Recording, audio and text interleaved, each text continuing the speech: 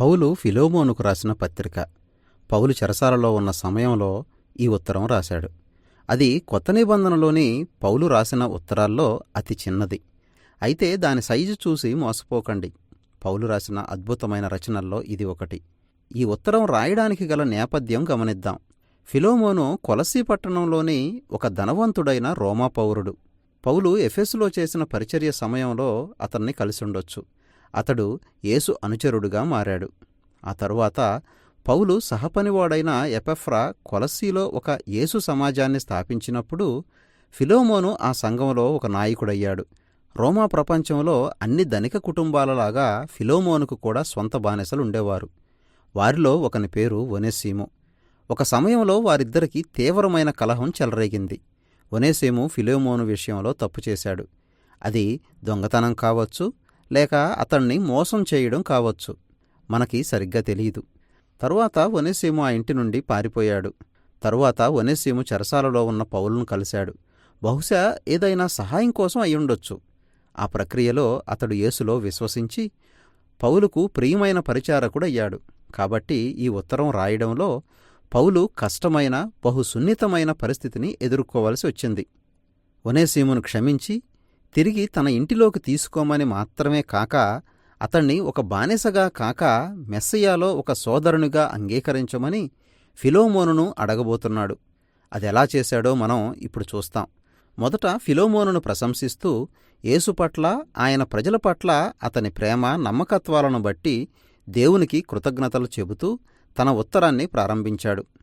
తరువాత ఈ కింది మాటలు రాస్తూ అతడు తన విన్నపానికి మార్గం ఏర్పరచుకున్నాడు. ప్రతి శ్రేష్టమైన వరము విషయమై నీవు అనుభవపూర్వకముగా ఎరుగుట వలన ఇతరులు నీ విశ్వాసమందు పాలివారగుట అనునది కార్యాకారి కావలియునని వేడుకొనుచున్నాను. ఇక్కడ పాలివారు లేక గ్రీకు భాషలో కొయినోనియా అనే మాట కీలకమైంది. దాని అర్థం పంచుకోవడం లేక పరస్పర సహకారం అని. ఇద్దరు అంతకంటే ఎక్కువ మంది కలిసి దేనినైనా పొంది దానిని తమలో పంచుకున్నప్పుడు దానిని పాలిభాగం అనవచ్చు. యేసులో విశ్వాసం ఉంచడం అంటే ఆయన అనుచరులు అందరూ సమానమైన పాలివారు అని గుర్తించి దేవుని ప్రేమను, ఆయన కృపను పంచుకోవడం. పౌలు దృష్టిలో యేసు అనుచరుల మధ్య ఉండే కొయినోనియా అనే అనుభవం కేవలం ఆలోచించదగిన ఒక తలంపు కాదు. అది నీ సంబంధ బాంధవ్యాల్లో ఆచరించి చూపవలసింది. ఆ భావనతో పౌలు ముందుకు సాగుతున్నాడు. చివరికి అతడు ఒనేసిము ప్రసక్తి తీసుకొచ్చాడు. తాను ఉన్న జైలులో ఒనేసిము తనకు ఒక కొడుకయ్యాడని పౌలు చెప్పాడు. అంటే ఒనేసిము పౌలు ద్వారా మారి యేసుకు తన జీవితాన్ని సమర్పించాడు. కాబట్టి ఇప్పుడు పౌలు, ఒనేసిము మెస్సీయా కుటుంబంలో సభ్యులన్నమాట. ఒనేసిము ఆ జైలులో పౌలుకు పరిచర్య చేస్తూ ఉన్నాడు. పౌలుకు అతణ్ణి తన దగ్గరే ఉంచుకోవాలని ఉన్నప్పటికీ తాము యేసు అనుచరులమని చెప్పుకోవాలంటే ఫిలోమోనుతో అపరిష్కృతంగా ఉన్న అతని వివాదం సమసిపోవాలి అని పౌలుకు తెలుసు. కాబట్టి అతడు ధైర్యంగా ఈ విన్నపాన్ని చేస్తున్నాడు. ఫిలోమోను ఒనేసిమును ఒక స్వతంత్రుడుగా వెనక్కి తీసుకోవడమే కాక అంతకంటే ఎక్కువగా ప్రభువులో ఒక ప్రియమైన సోదరునిగా అంగీకరించమని కోరాడు. ఇది చాలా విపరీతమైన కోరిక. రోమా చట్టం ప్రకారం ఒనేసిమును పట్టుకొని శిక్షించి జైలులో పెట్టించడానికి ఫిలోమోనుకు న్యాయమైన హక్కు ఉంది. పౌలు కేవలం ఒనేసిమును క్షమించమని మాత్రమే అడగడం లేదు. గతంలో తన బానిసగా ఉన్నవాణ్ణి కొలస్సీ పట్టణంలోకి సామాజికంగా సమానమైన ప్రతిపత్తితో ఒక కుటుంబ సభ్యుడుగా ఆహ్వానించమని కోరుతున్నాడు. ఇది దయచూపించడం కంటే చాలా ఎక్కువైంది. ఇలాంటిది ఎక్కడా వినలేదు. అది ఒక బానిసకు స్వేచ్ఛను ప్రసాదించి అతన్ని ఒక కుటుంబ సభ్యునిగా పరిగణించడం. రోమా సామాజిక విలువల వ్యవస్థను అది తలకిందులు చేస్తుంది. ఫిలోమోను ఆ విధంగా ఎందుకు చెయ్యాలి? పౌలిక్కడ ఒక అత్యద్భుతమైన విధానంలో అడుగులు వేశాడు. తన ప్రారంభ ప్రార్థనలోని ఒక కీలకమైన పదాన్ని ఇక్కడ ప్రస్తావించాడు.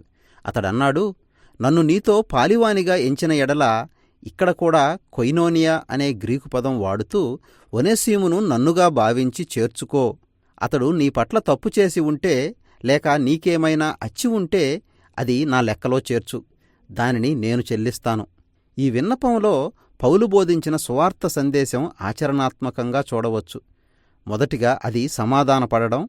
అది కొరింథీయులకు రాసిన ఉత్తరాల్లో చెప్పినట్టు దేవుడు వారి అపరాధములను వారి మీద మోపక క్రీస్తునందు లోకమును తనతో సమాధానపరుచుకొనుచూ ఈ పరిస్థితిలో పౌలు తనను తాను యేసు స్థానంలో ఉంచుకున్నాడు.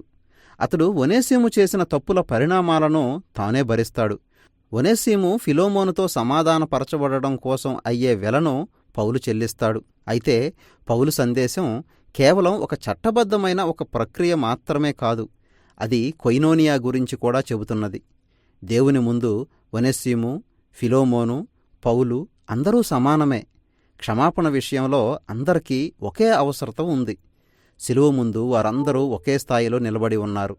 దాని అర్థం ఫిలోమోను, ఒనేసిము ఇక ఎంతమాత్రం యజమాని బానిస అనే సంబంధంలో కొనసాగడానికి వీల్లేదు.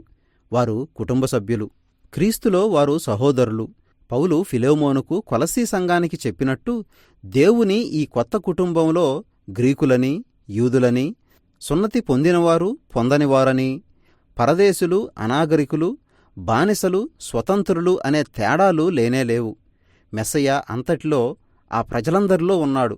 తాను వేడుకొన్న దానికంటే ఎక్కువగానే ఫిలోమోను చేస్తాడని నమ్మకం వ్యక్తపరుస్తూ పౌలు ఈ ఉత్తరం ముగించాడు. తాను జైలు నుండి విడుదల కాగానే వారిని సందర్శిస్తానని, అందుకోసం తనకు ఒక బస సిద్ధం చేయమని అతడు అడిగాడు. తరువాత కొన్ని చివరి శుభాకాంక్షలతో పౌలు ఉత్తరాన్ని ముగించాడు. పౌలు ఫిలోమోనుకు రాసిన ఈ ఉత్తరం చాలా ప్రభావసహితమైంది. పౌలు రాసిన వాటిలో యేసు మరణం, పునరుద్ధానం గురించి ప్రస్తావించని ఒకే ఒక్క ఉత్తరం ఇది. అది ఏదో పొరపాటున జరిగింది కాదు. అతడు తన చర్యల ద్వారా శిలువను ప్రదర్శించి చూపుతూ ఉన్నప్పుడు శిలువను గూర్చి ప్రత్యేకంగా వివరించాల్సిన పనిలేదు. శిలువ అర్థం ఏమిటో పౌలిక్కడ ప్రత్యక్షంగా చూపించాడు. ఒనేసిము, ఫిలోమోను ఇద్దరూ దేవునితో ఒకరితో ఒకరు సమాధానపడడానికి తనను తాను ఒక సాధనంగా చేసుకున్నాడు. యేసును గురించిన శుభవార్తలో ఇమిడి ఉన్న విషయాలు పూర్తిగా వ్యక్తిగతమని, అవి ఎన్నటికీ రహస్యమైనవి కావని ఈ ఉత్తరం మనకు తెలియజేస్తుంది. క్రీస్తులో ఫిలోమోను, ఒనేసిములు సోదరులు అనే సత్యం వారి యజమాని బానిస సంబంధాన్ని అసంబద్ధంగా మార్చింది. ప్రజలంతా సరి సమానంగా దేవుని కృపను పంచుకునే ఒకే ఒక్క స్థలం యేసు కుటుంబం. అది ఒక కొత్త రకమైన సమాజం.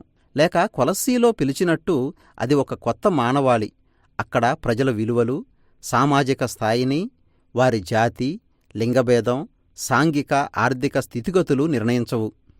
క్రీస్తులో ఉన్నవారంతా కేవలం యేసు ద్వారా లభించిన దేవుని స్వస్థతను అందరూ కలిసి సమానంగా పంచుకునే ఒక కొత్త మానవాళి. పౌలు ఫిలోమోనుకు రాసిన ఉత్తరం మనకందించే సందేశం ఇదే.